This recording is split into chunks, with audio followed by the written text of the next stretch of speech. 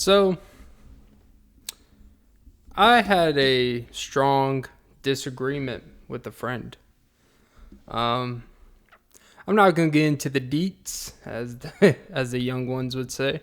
Not gonna get into the deets, but essentially, typical, testosterone, masculine shit. Which, honestly, anytime if you were to ever call yourself masculine or alpha, you're probably really not. Because if you are, you don't have to explain. But basically, it's just head-to-head combat, right? H2H. And we were getting into it. And as a disagreement with friends, he asked me, you know what, man? He basically got fed up. You get to that point of argument or just to the point with someone where it's like, you know what, man? I don't know what to tell you. So let's just get to the nitty gritty. Basically, you know what, man? What if the shoe was on the other foot? And I said, well, if the shoe is on the other foot, that means the shoe is outward.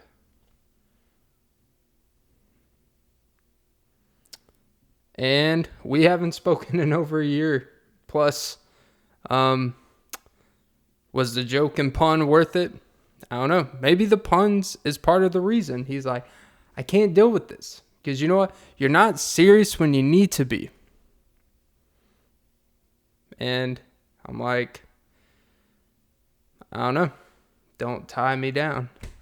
Well, it's like an old joke I used to write. And I was going through my notebook recently of old dumbass jokes I wrote a year ago, just whatever. And I had what was it? It was what is a basic bitches? I don't know why bitch.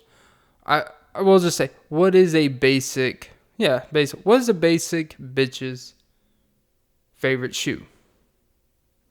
Asics. I don't think that's how technically that joke goes, but moral of the story is,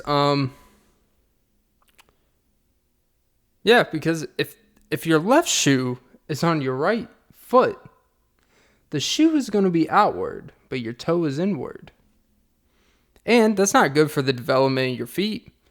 And also, if you want to take it in the figurative sense that he was, because I guess it wasn't literal, it's like, well, if the shoe is on the other foot of mine, that means I am uncomfortably fitting into a shoe that doesn't fit me. But you're telling me just squeeze in them and deal with the discomfort. And I guess sometimes when the rubber meets the road, you're just supposed to run on them. You're supposed to run on the road with your good shoes and feet. Welcome to episode 106 of the Off and Beat podcast. Don't forget to like, subscribe, and suck some titties. But yeah, the good old if the shoe was on the other foot. That's a beautiful quote. That's a beautiful way of kind of turning the situation on someone. But I actually think that's a positive. I actually don't think that's being deflective. I actually don't think that's being toxic.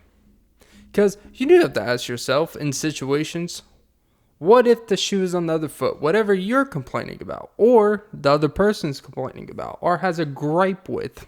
Gripe. Who fucking says that? Well, I guess me. Someone you have a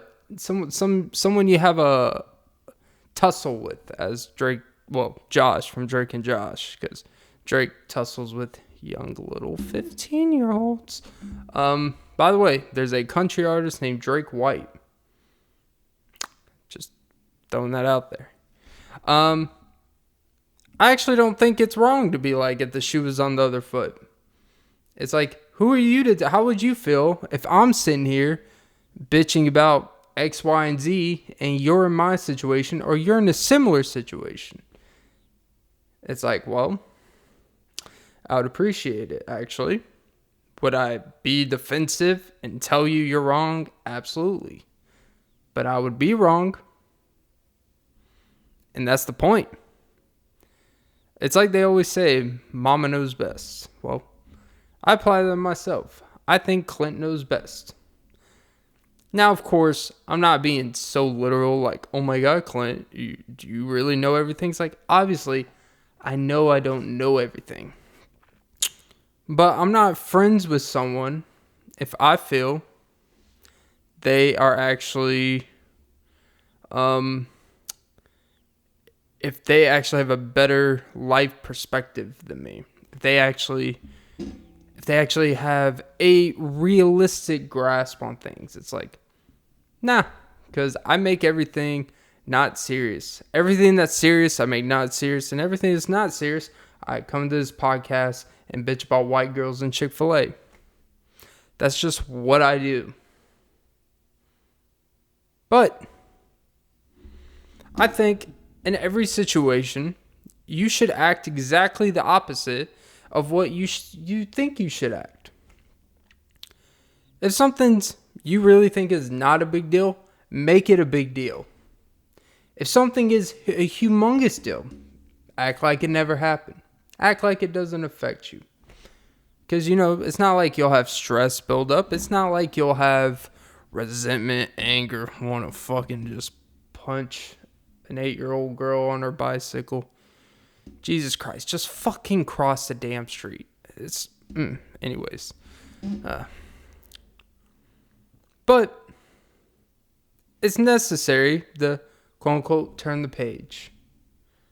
Even when you're still stuck on it. Ooh. That's actually a dumb fucking philosophy shit. But you know what? I don't know. Is it worth losing a friend over a pun? Well, I guess I come on grips to it. Friends is an interesting thing, right? And that's why I'm wearing the cap for the video audience. I'm wearing my friend's beanie, like a Tim Pool, just trying to find a lady to make some beanie babies with. Oh, Jesus, I hate that I made that title of that one episode. But hey, clever as fuck. But also, that's the problem with me. I really think I'm more clever than I really am. But then when you get confirmed on it, like, that was actually pretty good.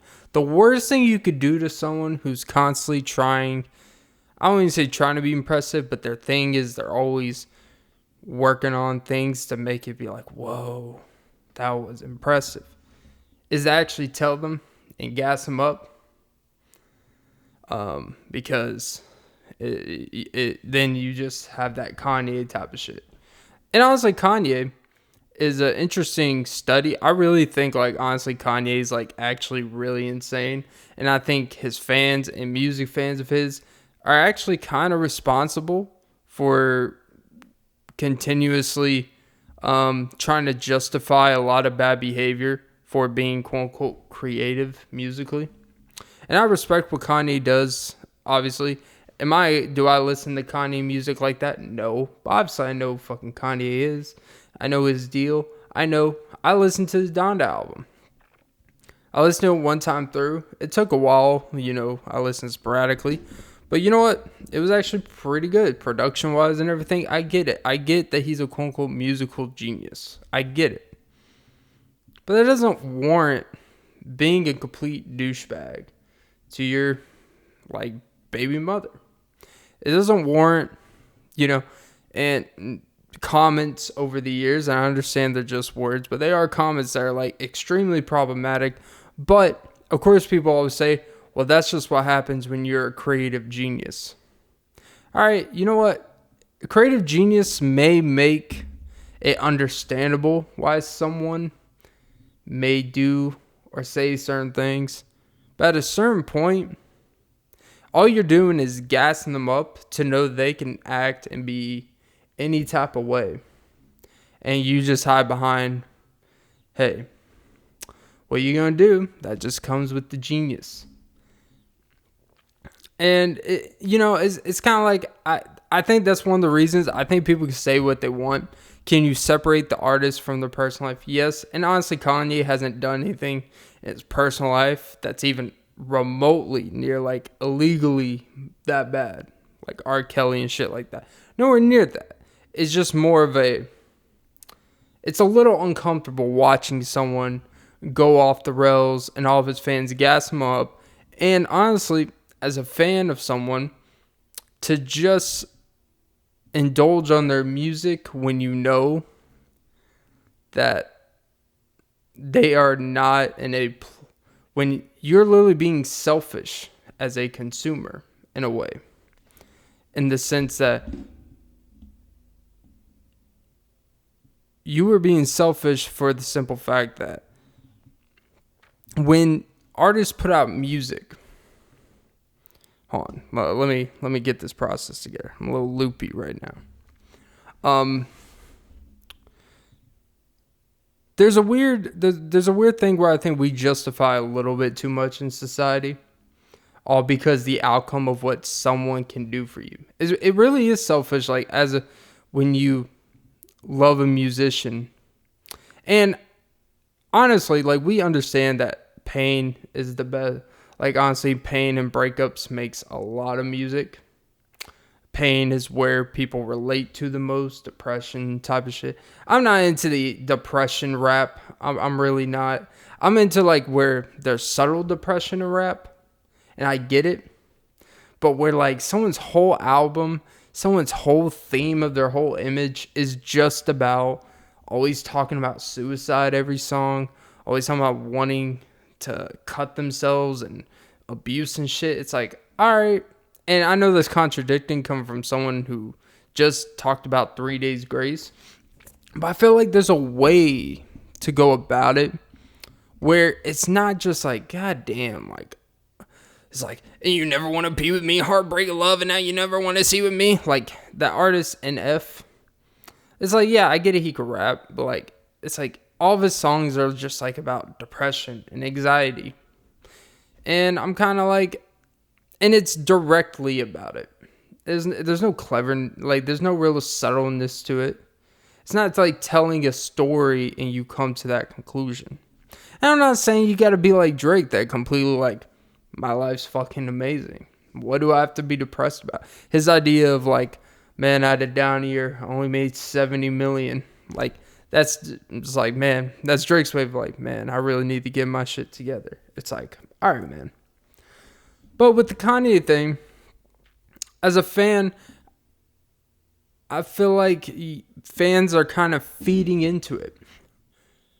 And I'm not in the business of just holding people accountable because, again, he hasn't done anything like that. But all this shit that people are just comfortable with, it's weird to me. You're watching someone literally be psychotic in the public eye. We justify Kanye, but honestly, I see a lot of similarities between Kanye the past like 6, 7, 8 years and really the Britney Spears stuff. I'm thinking this as I'm saying it. Difference is Britney couldn't really publicly like speak about shit because obviously she had a conservatorship. Basically, any statement she put out, anything in her music was run through a team, and it's this filtered image to make her appear a certain way. And then when she had the public meltdown where she shaved her head and did all that shit, that's when people were like, what's wrong with her? It seemed like life said, hit me, baby, one more time. And she had it a little bit too much. But it's just uncomfortable.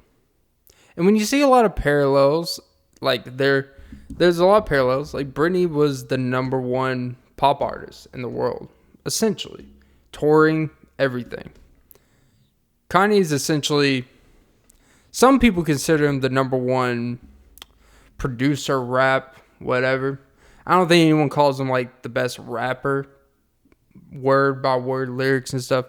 But in terms of musically, people will try to say and make that argument.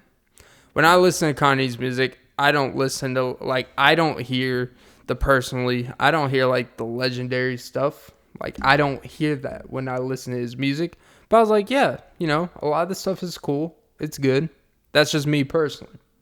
And I'm not a Kanye expert. I'm not even a music expert. As I've said in every fucking podcast I've talked about any musician. But if my favorite artist was doing this public, like, I wouldn't just be like, that's just Kanye being Kanye. That's just Drake being Drake. That's just Sam Hunt being Sam Hunt. That's just John Mayer being John Mayer. Like, it'd be like, oh. It would make me really, like, feel some different if I truly digested their music. And I feel like just people a little bit too willy-nilly about this Kanye stuff. I guess that's where I want to leave it at. Oh yeah. So I was listening to something, and they said bottled water is a scam. And they got into the BPAs. I don't even know what BPA means. I'm gonna be straight up with you. But they say even if you buy like the gallons of water, it's a scam. And really, if you just get the filter stuff, which I've kind of recently dived into. Don't call me baby unless you need me to pour you some filter water. And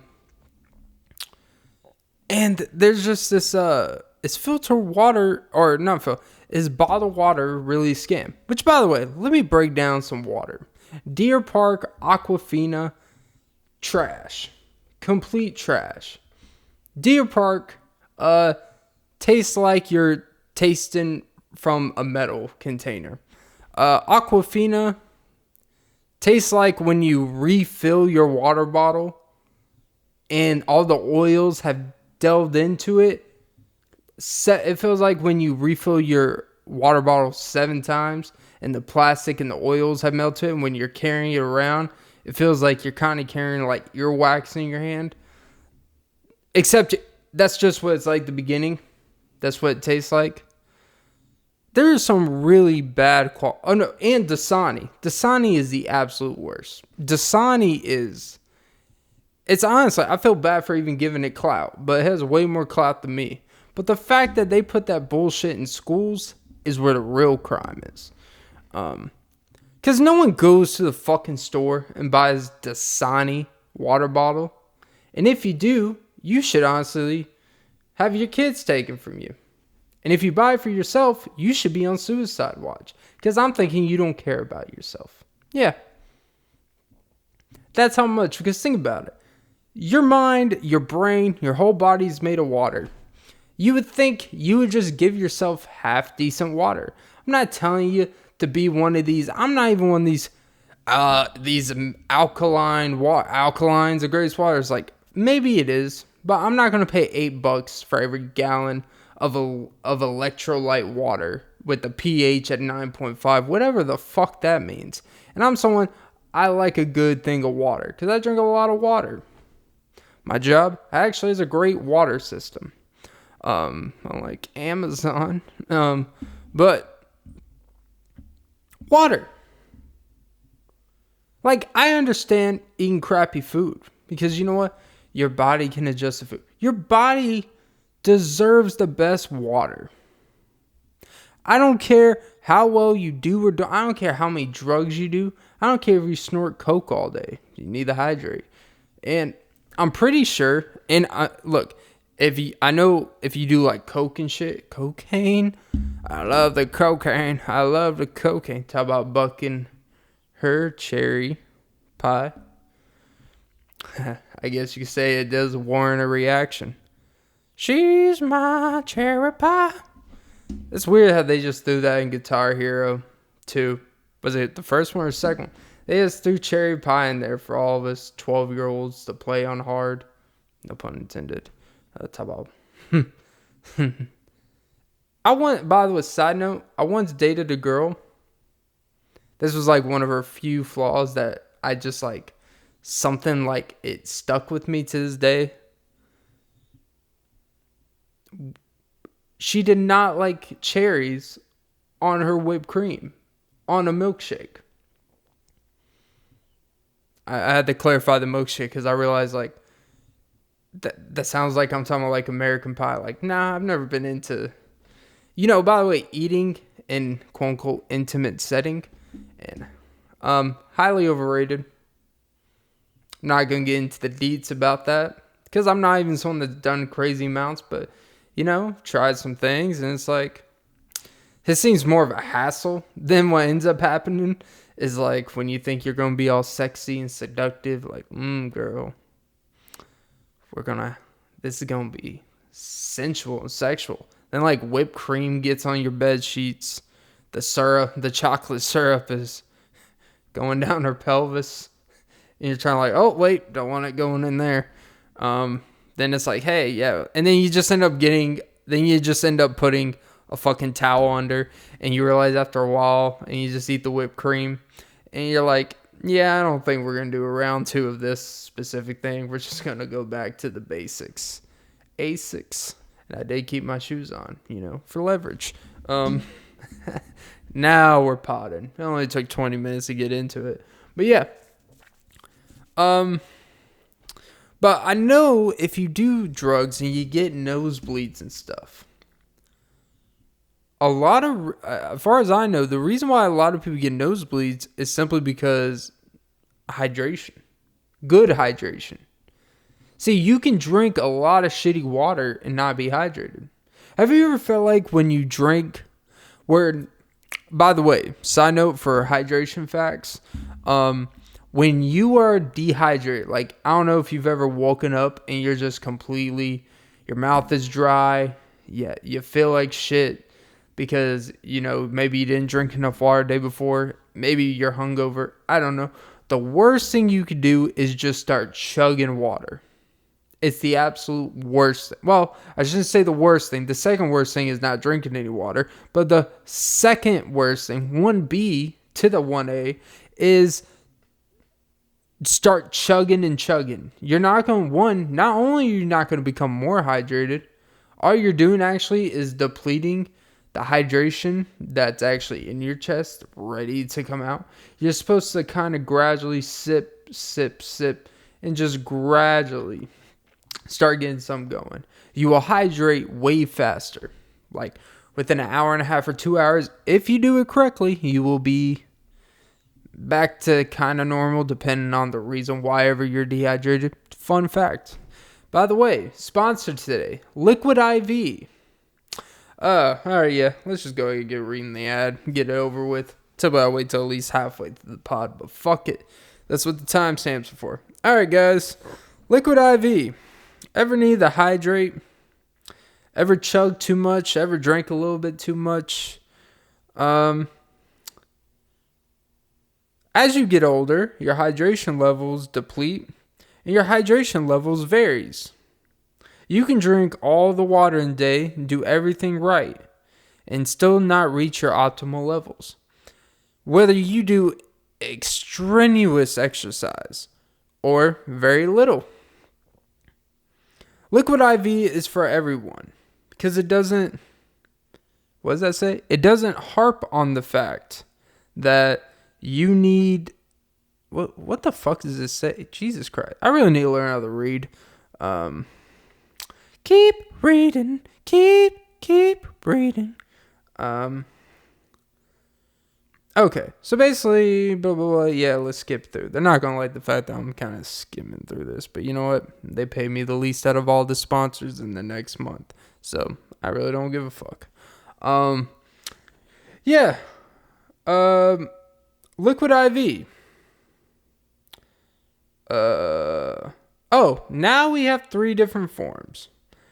You can have the under the supervision of a doctor. You go to your doctor and get monthly treatments, and Liquid IV will cover it through your health insurance. That's kind of cool. You can also, now they have a powder you could put in your water. But I will say, just personally, for this powder thing, kind of like a Crystal Light type of powder, don't put in shitty water. Take advantage. If you're not, so I understand, and I know I just shitted on buying $8 water. At least have quality water when you do the Liquid IV. Try to maximize it. Don't put in some Deer Park bullshit. and think like, then you're just wasting the Liquid IV money and their product. Don't waste the product. I care. Okay. So yeah, Liquid IV. Stay hydrated and keep it gyrating for the ladies. And that is the read. So, Liquid IV. Okay, guys, back to the show. Let me do my editing for the video. Boom, fast forward. Alrighty, back to the episode. Alright, so, but yeah. What's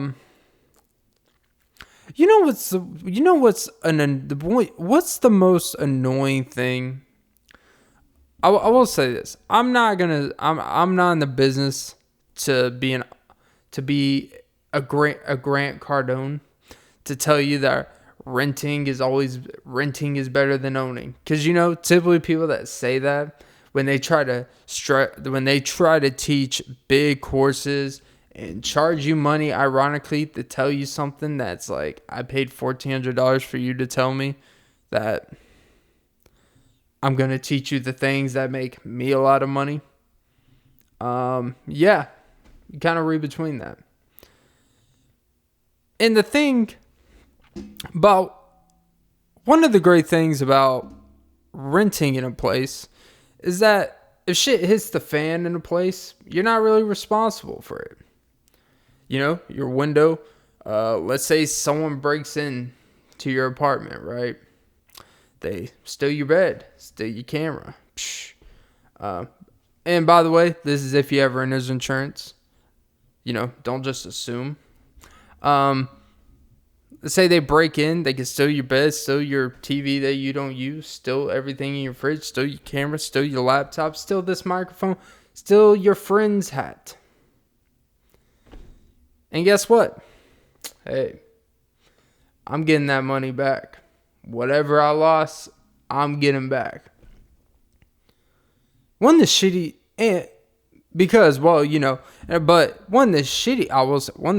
things about renting, though, is the fact that they will just start adding dumb fucking shit. Like, hey, you know what? We're going to incorporate a electronic lock. Because, the manual ones with keys and shit, it's a little too ironclad for your protection. So we're going to create this one where it's a keypad, where you have a passcode, and it's by the hands of your touch whether it locks or unlocks.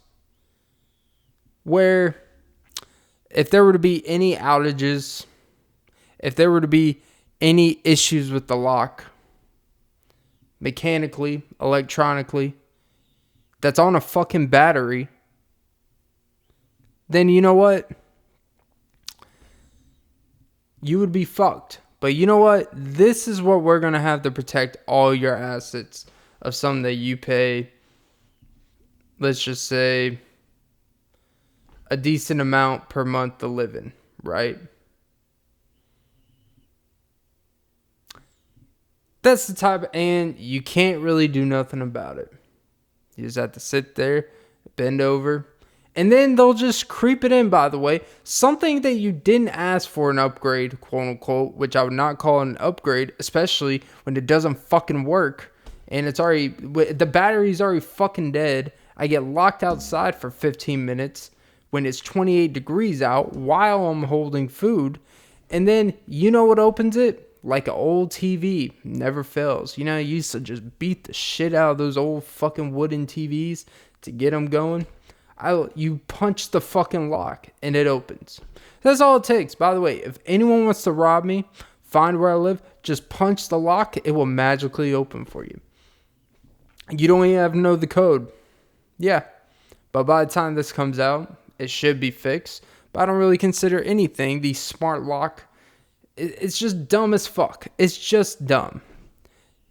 I don't like the fact that I can lock or unlock a fucking door on my phone. I don't like that. I don't like that I could change the temperature in my house or where I live on my phone. I don't like that I could turn lights on or off on my phone. I really don't. I actually think a lot. I understand technology is cool. And if I owned a home, I understand the Ring doorbell shit. That makes sense. You know, you could see when someone's about to kidnap your dog. You can see when you're not home and your kids are home and someone rings the doorbell. You can see if it's the FedEx guy or, you know, baby daddy about to kidnap your kids and take them to Nebraska. Nothing you could do about it. But at least you have them on file and you have video evidence of it. And you know the deal. That makes sense. You're protecting assets, protecting your children, everything. I get it.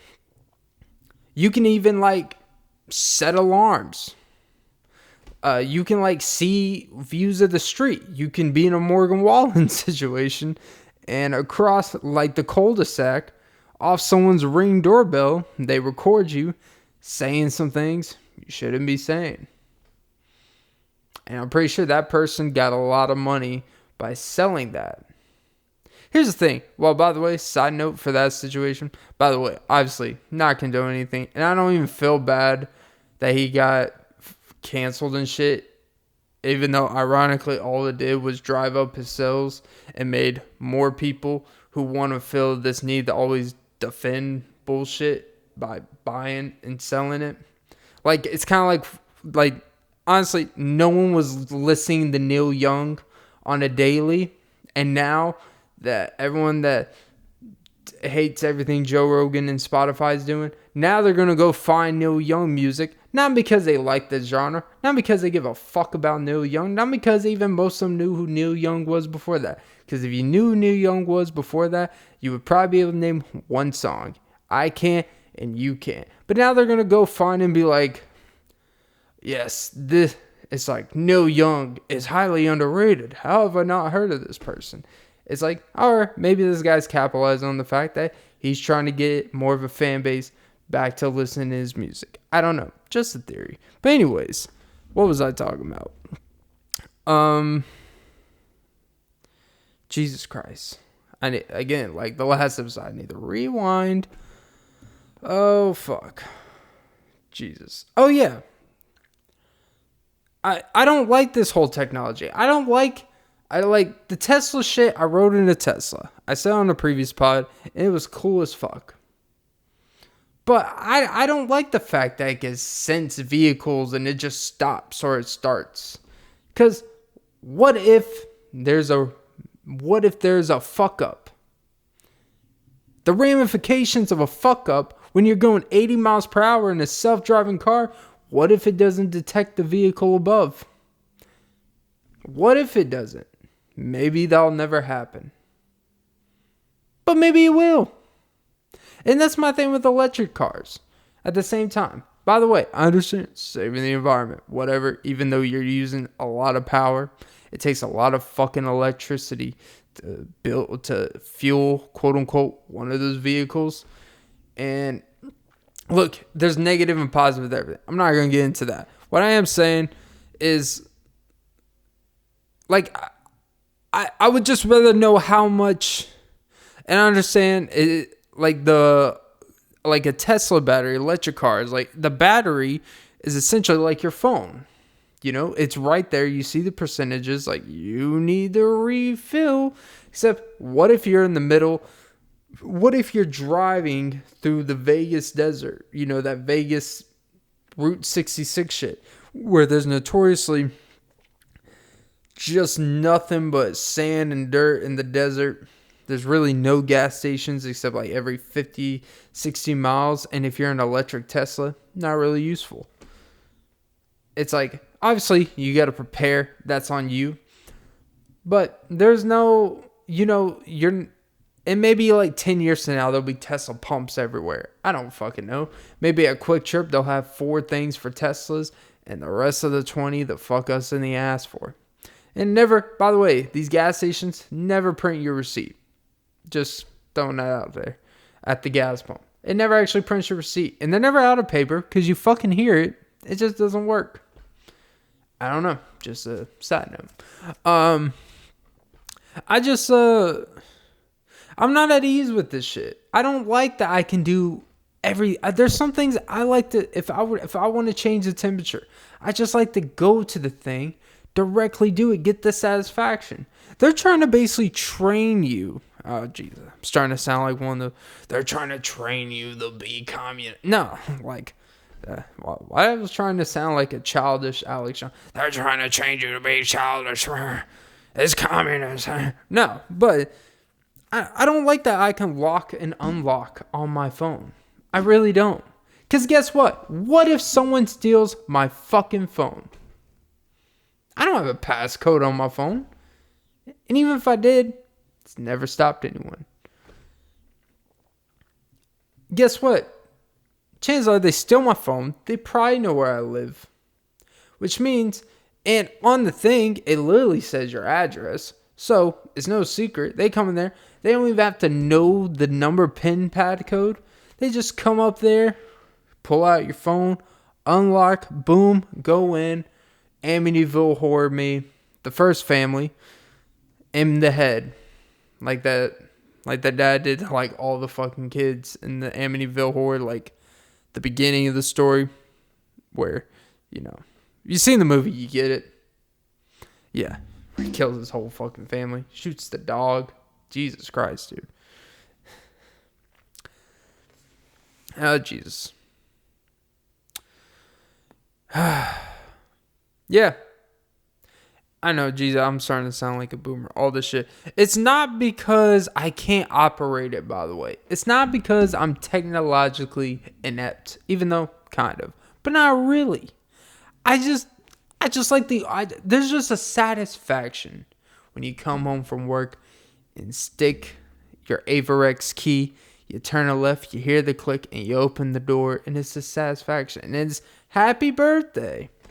Nowadays, you like tap it, put in your thing, and then the screen flaps out.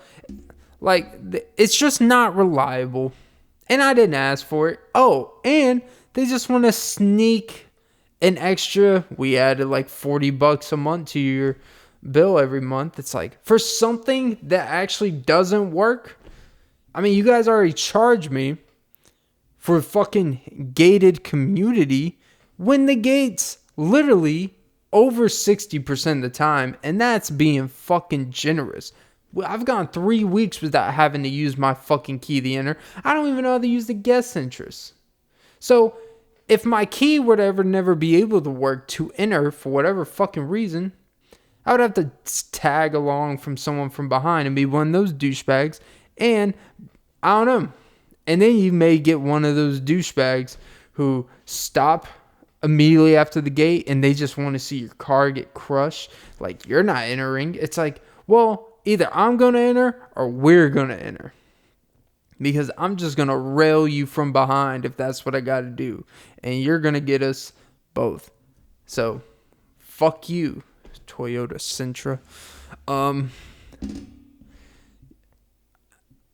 I just, it's a definition of just, I really think in today's world, we are doing too much. All these cool creations are cool, but we just got to ask ourselves, have they actually made our lives easier? Are they actually more efficient? Are these electronic pads that lock and unlock our doors for our protection, are they actually easier? Because it's made my life a living fucking nuisance. The only reason why I even know that you punch it to open it is because I got so fed up with it one night, I just fucking punched it. Straight up. And I was like, fuck, that was dumb. And I heard a noise and I thought I broke the shit. And then it was an unlocking noise and a little din, which means enter. And I entered and I'm like, what the fuck? And I was mad when I entered. It's like, that's what it takes? This is advanced technology, something that you do in a 1994 38-inch fucking square TV with a wooden frame on the ground with like static. That doesn't sound like advanced technology to me. But you know what? Fuck me. Charge me extra for something that doesn't work. Charge me for gated. That the gates You guys never really make sure they're working. Don't really even care. And my Windows has like a little crease in it, a little seal that's open. I could call in a service, but it's like, why? Why? So you put a webcam in here? Watch what I do in my room? It's like, watch the podcast, you whores. You know, I wonder if they, you know, like if your job has a right to fire you. Your job has like the right to fire you or get rid of you if you say something on a public platform, basically social media. And people are like, oh, I shouldn't be fired for having an opinion. It's like, you said you hated Jews. And you work at a bagel shop in New York.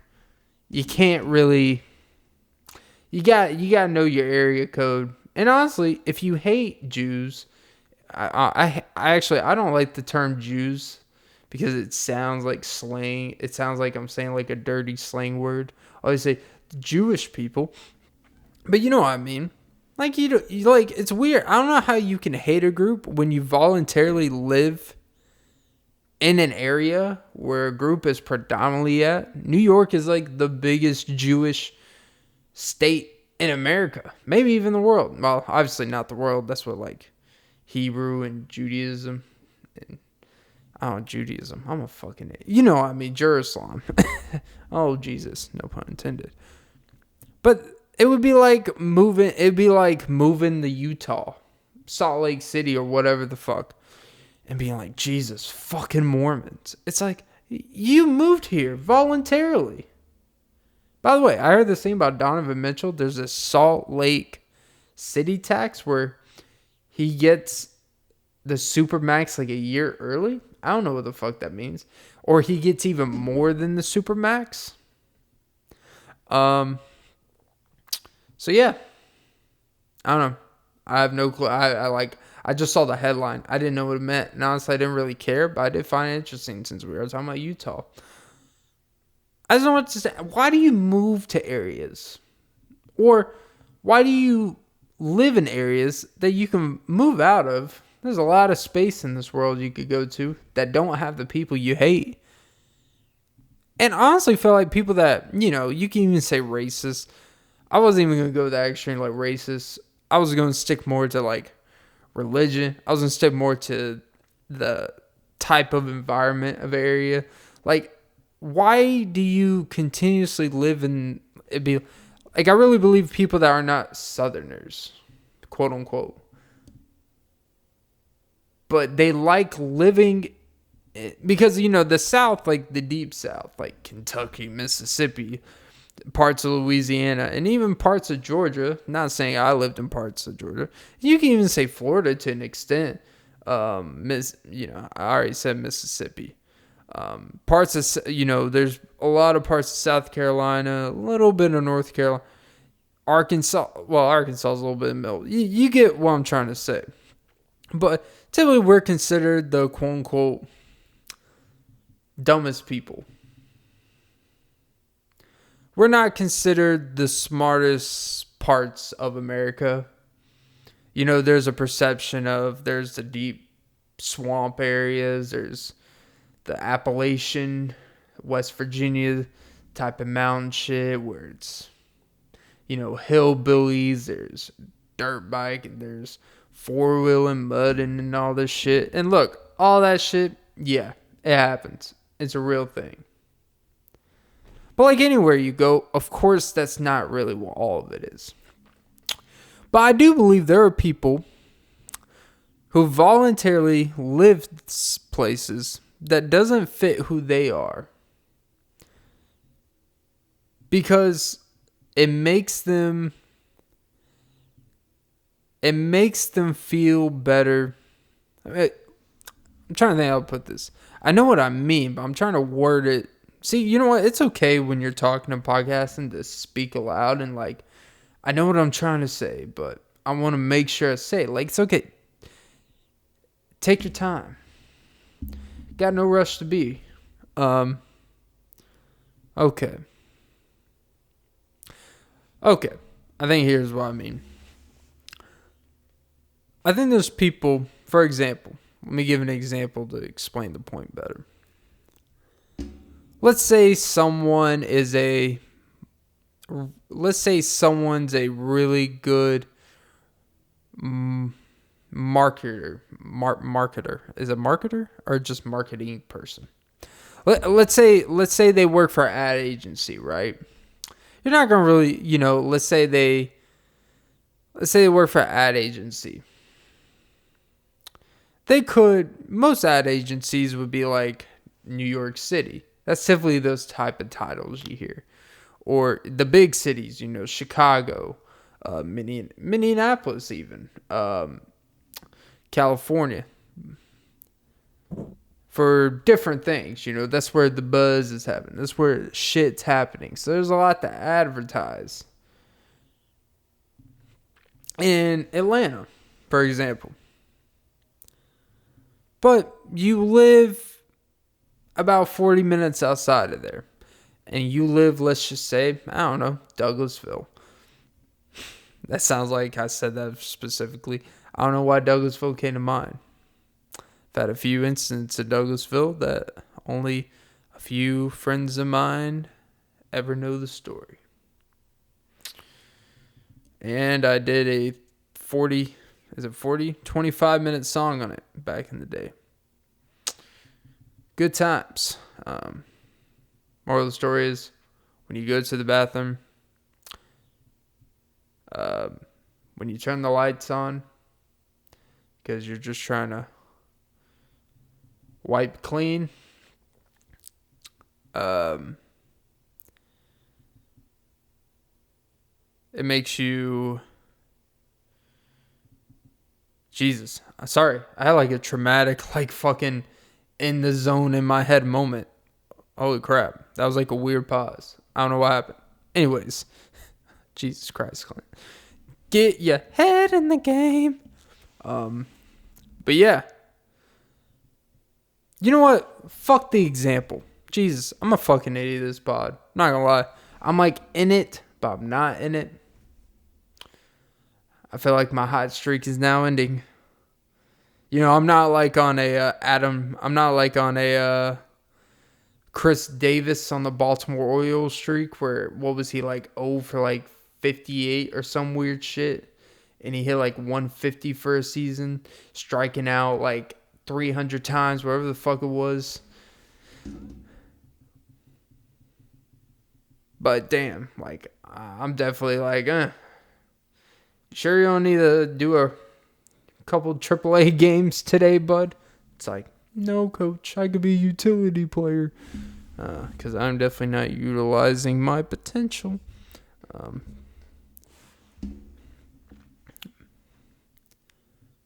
But it's kind of like alright, I'm so terrible at making these examples of the show. It's kind of like when... It's kind of like the old, the average girl is friends with the ugly girl to make herself look a little better, because the side-by-side comparison. It's like the shallow Hal theory, the dumb thing where, it was also in, what was it, fucking, Hall Pass with Owen Wilson, Jason Sudeikis, where they did the whole goggle thing. Or he did the whole, the magician hands thing side to side. And he said, put it in. He put the hands close. And she looked good when you isolate it. But then when you widen it and compare it to the rest of the room, it was, oh, Jesus. Like, she has zit. She looked like a worm, essentially. And it was just, yeah. By the way, Hall Pass, not really a good movie. Doesn't exactly live up to the billing. When a movie is something called that, you're thinking like, oh, it's gonna be like a 40-year-old virgin or knocked up like a Judd Apatow class. Like if Judd Apatow does that movie, it's a complete different movie and works. And Hall Pass is just this lazy shit of, the guys that want it so bad, that want the Hall Pass so bad, they realize they actually have no game and can't fuck and can't get any girl of reason. And then they basically did a bunch of bullshit and had no fun, didn't take advantage of it.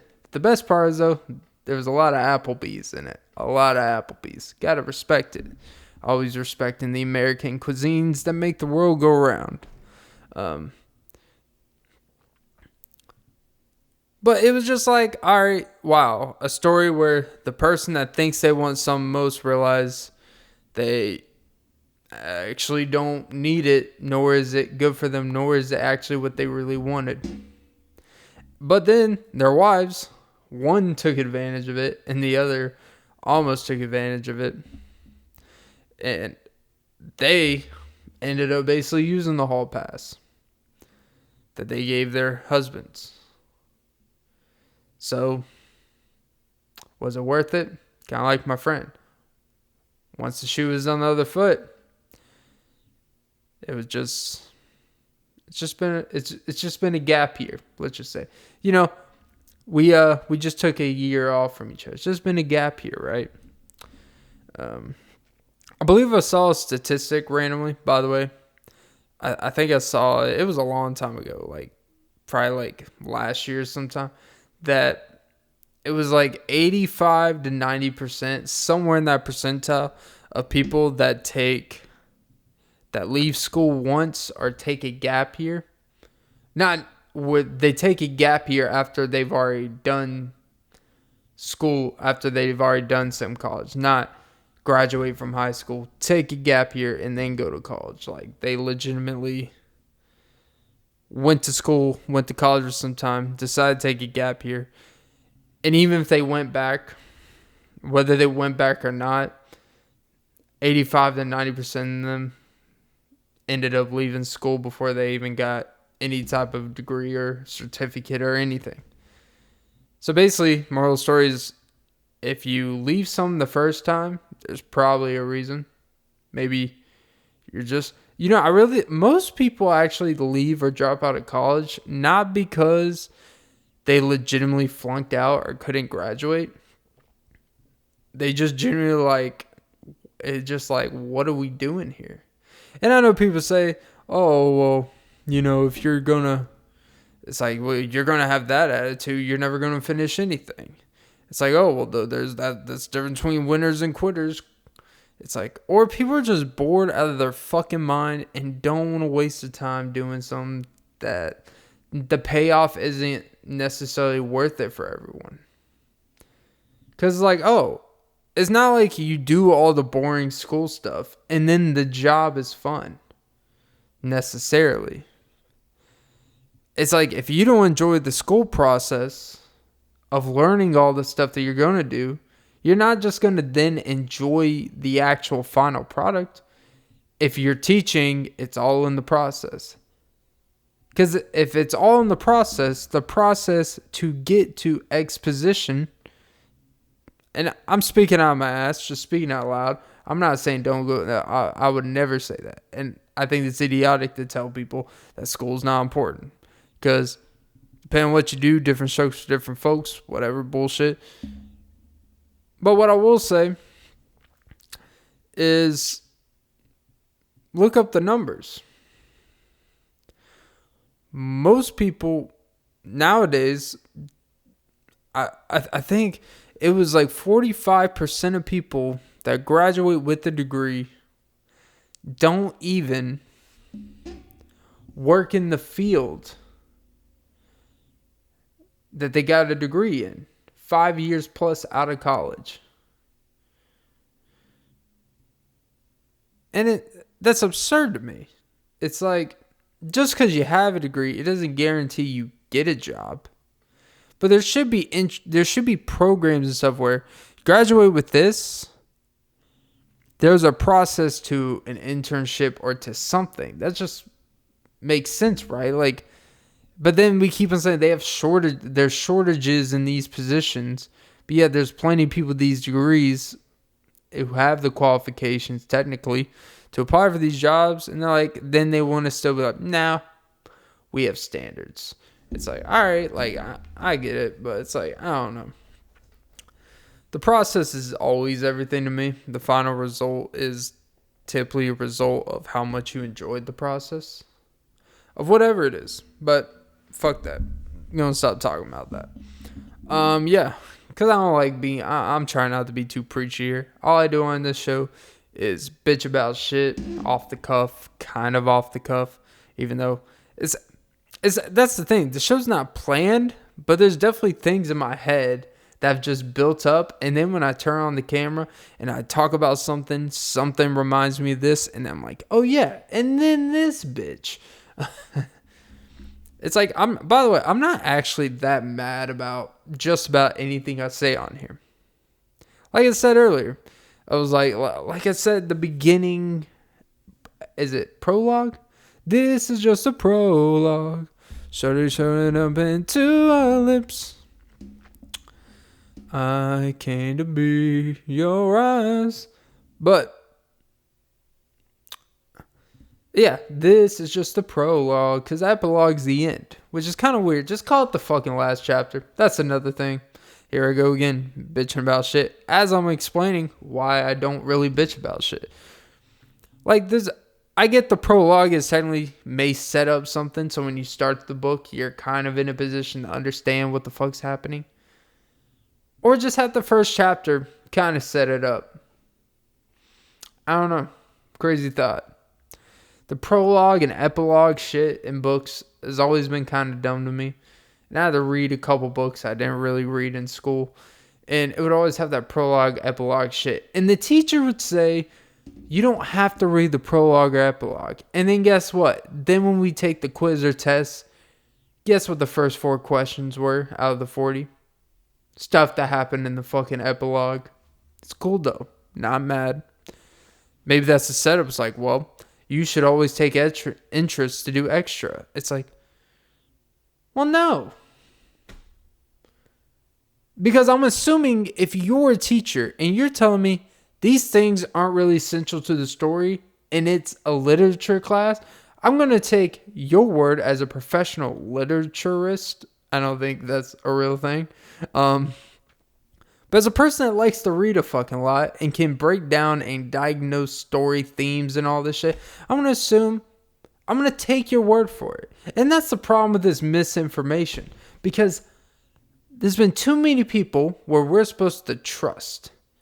I trusted that literature teacher when he said, you don't need to know the prologue. Then why is then I get the test and the first 4 questions were literally about the prologue. It's like, all right, fuck me, huh? Or when you would get a quiz or test over 4 short stories, which short stories are the absolute worst because they're like 18 to 20 pages. I either want to read some that's 4 pages or 150, because at least 150, I'm getting some details. Short story is like, what the fuck? Like, you're kind of getting the shit, but you're kind of not. You're not really getting into something. And they'll do a test over like 4 short stories. Like A Midsummer Night's Day and all this bullshit. And they're never evenly amount of questions for each story. And they'll say like, oh, well, the test will just predominantly be over these 3 stories. This other one we haven't really covered. So you know what? I'm not really going to put it on it. Then guess what? You get the test. And guess what the good majority of the questions are? The one story they said was not going to be on there. And then we wonder why. See, that situation taught me this. And this is why I'm very pessimistic and I'm against this whole, I'll just say, I'm against this whole that everything is misinformation, even if it quote unquote technically is. Because we always want to say trusted sources. But as great as that sounds, trusted sources shouldn't just be blindly trusted. Just because a quote-unquote trusted source who we would deem who has credentials to have knowledge of things, that doesn't mean that everything they say, you should just bend over and take their little dick over it. You just shouldn't. It doesn't make sense. Because guess what? Let's say a history professor. A renowned history professor who's an expert says, actually, you know what? Holocaust, not real. That's a conspiracy, a dumbass conspiracy, but a conspiracy. And there's actually real people who believe that. All right? But imagine a renowned history professor were to come out on some TV network and they do an interview with him. He says, well, actually, the Holocaust isn't real. By your definition, because of what we deem his certificates and knowledge, we shouldn't question it. Not one bit of it. Well, he's a professor, so we should just trust the professor. That right? And I'm not making this about medical stuff. But what that literature situation told me is I don't always trust people who are smarter, quote unquote, than me. And I know that sounds dumb because I think you can learn a lot more from people who are the same IQ as you than people who are significantly smarter than you. And that's the weird thing. Like, I really think a lot of people think if they were to sit down with Elon Musk for 3 hours, that like they would just, their mind would turn in the mega mind and like their life would change, and that they could sit there and take all the notes, all the questions they could have, and he can be an open book. And I don't think that changes really a whole lot. Because all you really did, if you have a dinner, it's like the whole, would you rather $500,000 or have a hour and a half sit down with Jay-Z? And of course, all these advanced entrepreneurs like, I would have the hour and a half at Jay-Z because he could teach me how to flip 20,000 into 100 million. It's like, I mean, he could. He's probably not going to, though. Hate to break it to you, because you don't have the catalog of a Jay-Z. You have to be in a position to even have a say in a business, start your own streaming site, and to sell it. He'd be like, yeah, you know what? Get really good at something, make a lot of money, make a name that other people will invest in you to help you make more money, invest kind of wisely, make yourself have a valuable name, and then just maybe you can buy 0.001% of the nets. Then you can invest in this and make a lot of money doing that. But I really think a lot of people just think if I just had a sit down with Bezos or Elon Musk or the smartest individual deemed in the world, that would just wear off on them, and that everything they learned, they would direct it to their life, and it would just directly equal to, if I do this, I will become this. And chances are you're probably going to learn some shit, and you may be able to positively benefit your life. I don't see how after that your life would be worse. Like, you would have to really do some dumb shit to sit down with someone who has $220 billion and leave that a year later and lose 10% of your net worth. Like, yeah, you'd have to fuck some shit up. But I guarantee you could probably learn more and become better at whatever you're really trying to do sitting, studying with a peer who's actually on your level, quote unquote. I know how weird that sounds. Like, I've always kind of had this weird theory that I don't believe we necessarily learn the most from teachers. I think a really good teacher teaches you that learning is really just keeping your ears and eyes open. I know, look, Clint getting all corny and shit, but think about it. A lot of your learning is seeing, observation, and stuff you hear. Not, this is not renowned. This is not. Don't ask, what's your source? My source is my fucking life. So go fuck yourself and stick my life up your ass. That's my source. And then shit it out, flush it down the toilet, and call it a day, and you can forget about it. But when your plumbing is coming back up and I flood your fucking bathroom floor, I don't want to hear it. You sack of shits. No pun intended. Anyways, Any good teacher will tell you, think about the biggest impactful teachers you ever had. It's not the ones that taught you the most of the subject they were teaching you. It's the ones that made you interested in something that you didn't think you'd be interested in. That kept you engaged. That really made you invoke the qualities that make learning something an actual skill. Because the skill of learning isn't you learn this subject, you learn this specific thing, and you learn how to do X, Y, and Z. It's learning how to learn. That's why I like learning how to learn is actually like the biggest skill set. Because if you learn how to learn, you can learn anything. But when you don't know how to learn, people are just saying shit. And it could take, there's turning points in different people's lives, for what makes you take shit more serious and stuff.